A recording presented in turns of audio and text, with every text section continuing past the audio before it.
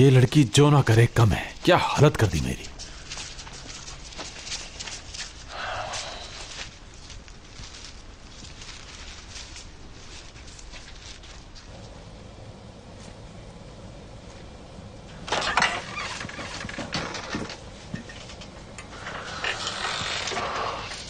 अब ये नया ड्रामा क्या रचाया हुआ है हयात? क्या है ये सब कुछ?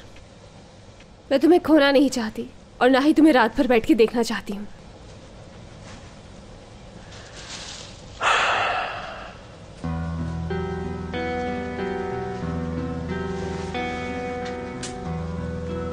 फिर तो मैंने बहुत अच्छा किया तुम्हें कीचड़ में नहला के।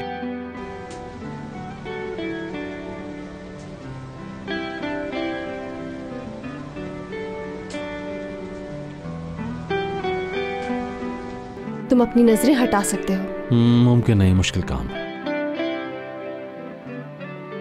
लेकिन ये पर्दा यहाँ इसीलिए है। हाँ, लेकिन वो चूल्हा तो तुम्हारी तरफ है और खाना मेरी तरफ। चाहो तो सुलह कर लो। ऐसा है, सुलह और तुमसे कभी नहीं। तो फिर पड़ोसी बन जाओ। हाँ, मजाक अच्छा कर लेते हैं। हाँ? तो अब मैं क्या करूं? मुझे मुंह धोना है। नहीं धो सकते, इलेक्ट्रिक गीजर नहीं है।